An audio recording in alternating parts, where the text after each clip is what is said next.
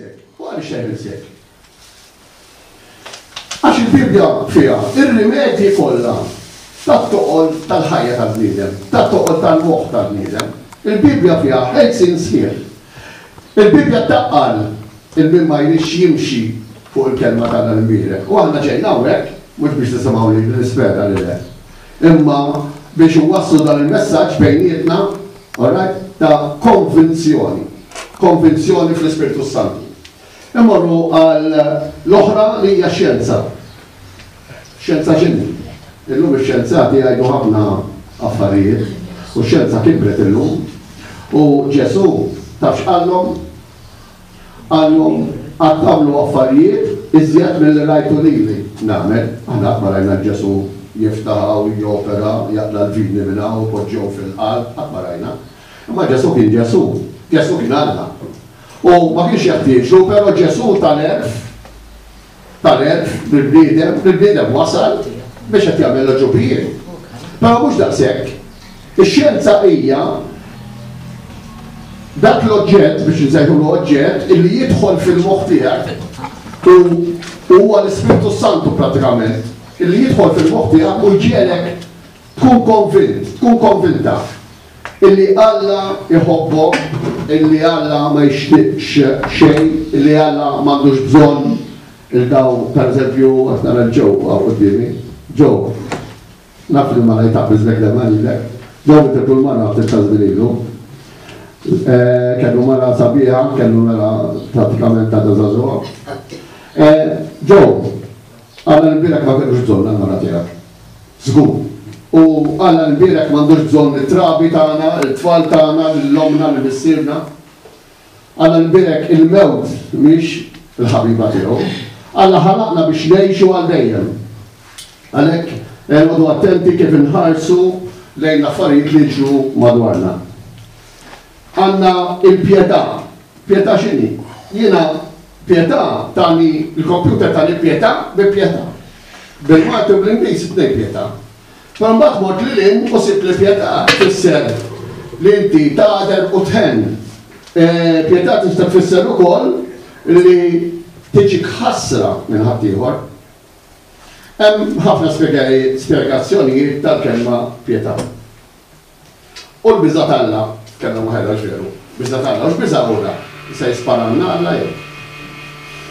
Il-biża' Alla huwa li aħna nitilfu il-grazzja. Il-biża' Alla hija li aħna nitilfu l-grazzja illi xi darba nistgħu niltaqgħu ma' dan Alla.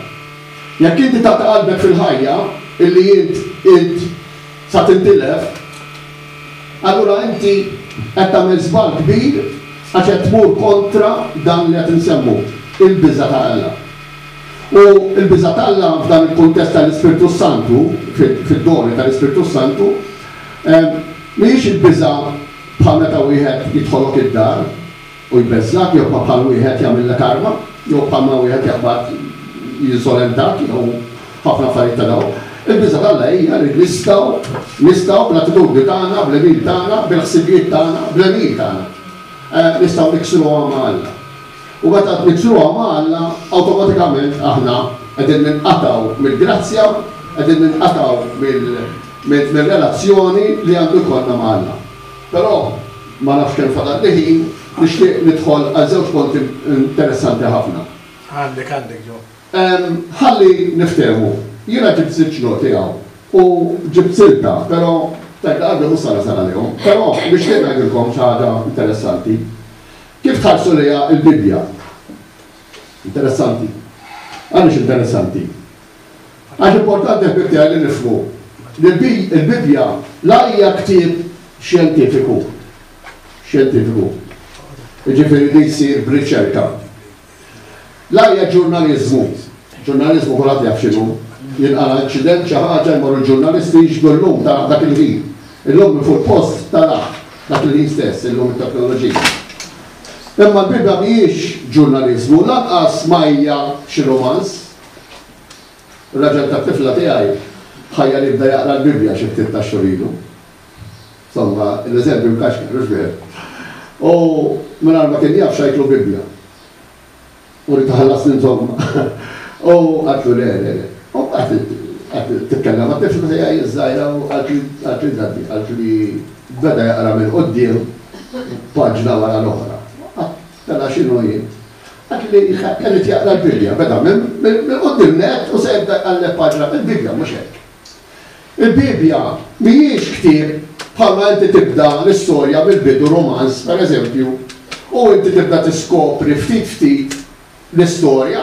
Il-Bibja hija silbiet li jwasluna għal-messaġġ li rrid iwassilna Ġesu. Li rrid iwassilna Ġesu. Allura mhijiex romans. U ovvjament imbagħad tqajt ma' raġel jiġu darba fil-ġimgħa u ġibtu waħda minn dawn. Kulħadd jara di fil-Knisja. Di hija l-gwida ta' kif għandek tħares lejn il-Bibja kuljum. Dina tissibwa fil-knejjes, kulħadd jaf x'inhi din. Di fuq wara hemm kalendarju. Ħafna nies ma jagħtux kasu, da. Fuq wara hemm kalendarju hemmhekk li jgħidlek pereżempju nhar it-22 ta' Mejju se jkun hemm qari u jgħidlek Mark 9 vers 14 sa 29. U hemmhekk inti għandek tmur u l-Bibja mhux taqra bħala romans jew bħala storja imma taqra kif supposti. Iżjed. Il-Bibja ħbibtija mhijiex biografija, kulħadd jaf x'inhi biografija, narawha fuq televiżjoni jagħmlu biografija ta' dak il-persuna li jagħmel isem jagħmlu biografija ta' dik. Il-Bibja mhijiex biografija, il-Bibja mhijiex biografija, sa ngħidhom xi tal-Bibja. Jew xi storja kummerċjali għalkemm hija li żjed Bibli biet fid-dinja, il-Bibja kien għadu u nemmen li jibqa'. Mhuwiex ktieb kummerċjali. Huwa mhux ktieb il-Bibja x'inhi allura? Ilek tajt daqshekk tolli fuq il-Bibja. Il-Bibja hija kelma talla nnifisha. U għaliex il-kelma talla? Għax il-verb hija kelma, il-verb sar bniedem u għammar fostna. Kulħadd jafa di. Imma għammar fostna biex jorina triq. Għaliex? Għax huwa triq il-verità u l-ħajja. Affarijiet li nafuhom. Imma importanti wkoll li din it-triq niddixxernu għaliha. Din it-triq mhux se jiġi xi ħadd taħabbatlek il-bib u jgħidlek din it-triq ara. Trid taħdem għaliha jien. Bħalma l-atleta narawh biss waqt il-ġirja, il-lejla naraw il-Gianluca l-kanta. Gianluca, il-lejla sa naraw 3 minuti fuq televizjoni, imma Gianluca u t-tim kollu ilhom jaħdmu għal dawk 3 minuti u aħna rridu naħdmu għal paċi u biex insalvaw. Għax fuq kollox garanzija għandna żgur. Garanzija għandna żgur, għaliex? Għax stess għalilna ħammu u nerġa' niġi biex inħejjilkom post li dan il-post l-ebda għajn qatt ma rat, l-ebda widna qatt ma semat, l-ebda moħħ jew qalb ma tista' taħseb x'lesta Ġesu għalina. U jiġi lura qal biex noħodkom miegħi ħalli fejn kun jien tkunu intom. U din hija xi ħaġa illi ħafna nies jgħidu u le m'hemmx ħajja oħra. M'hemmx ħajja tafelax għaliex jgħidu m'hemmx ħajja oħra għax ikunu qataw qalbhom. Għalej ma ngħidx li m'hemmx ħajja oħra, anzi ngħid li hemm u hemm żgur. U kol darba tindaħħal ġew għax sankunu fuq il-video ġew sambat ixtieħu rajt il-video. Ġew jitlob il-martu għax jemmen li qiegħda tgawdi l-Alla. Sajna t-semmi ġew il-ġew nafta ġifieri. Mhux għax partikolari. Imma le, ġifieri li rid ngħid jien huwa illi hemm post ieħor wara dan u żgur mhux forsi li għad irdu nispiċċaw hemmhekk. Il-Bibja hija sensiela ħbieb tiegħi ta' rakkonti u tixbieħat. Il-Bibja ħafna nies jitqarqu u hawnhekk qegħdin kollha turpi nittama li niftihem tajjeb għax din hija perkoluża jvorrejdu qatt ma ngħidha di. Għax din hija perkoluża. Għax pereżempju insaqsikom lilkom jien, insaqsil Tony hawnhekk, Tony ħabib tiegħi.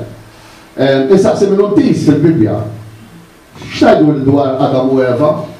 Kienu hemm Adam u Eva? Le, ma kienu. Adam u Eva jippreżentaw l-umanità. Adam u Eva ma kien hemmx ġrien, imma Adam u Eva jippreżentaw l-umanità, jippreżentaw ir-raġel u l-mara. Ta' kull ġens u ta' kull natura. Il-ħut hemm min nisa u l-irġiel, it-tajr hemm min nisa u l-irġiel, l-annimali hemm nisa u l-irġiel, il-bledmin għandna nisa u l-irġiel. U ħadd ma jiġi waħdu, Ġesu Kristu biss ġi permezz tal-ħidma tal-Ispiritu Santu. Ħaġa oħra nixtaq ngħidilkom hi biex wieħed jifhem aktar hi li l-Bibja fiha ħafna numri, u n-numri fil-Bibja huma numri huma figurattivi, huma numri figurattivi u kollha simboliċi, forsi nitkellem naqra tqila u nittama li qed tifhmuni. U jiena ħadd eżempju, pereżempju għandna l-1 huwa l-kobor ta' Alla. Għandna il-1 huwa l-kobor ta' Alla infinit, il-3 pereżempju huwa jippreżenta l-perfezzjoni. Pereżempju n-numru 7 fil-Bibja jippreżenta infinit. Il-numru 7 fil-Bibja huwa infinit. Jiġifieri, pereżempju, hekk insaqsikom jien kemm damu fid-deżert? Il-lut meta ħarġu mill-Eġittu, kemm damu? 40 sena. Aħna nsibu. Kemm dam fuq il-Sinaj, meta tara l-mandamenti t-tieni darba Mose? Fuq il-Sinaj darba minnhom tara fuq il-Ħoreb l-ewwel darba u t-tieni darba tara fuq il-Sinaj. Kemm dam? Aħna 40 jum ngħidu. Imma dawn huma figurattivi tiegħi biex ma ħodux moħħna illi n-numri huma figurattivi. Mela. F'Salm 139 baqator. Kompli. F'Salm 139 nitlobkom milli taqraw dolu ta' ħafna drabi fuq ir-radio. Salm 139 jekk taqraw kuljum tiġu konxi ħafna illi tibdaw tiftakruhom mbagħad ġurnata wara l-oħra u jitkellem dwar il-kobor tal-Almirek. U il-kobor tal-Almirek jinġib ċinoti, però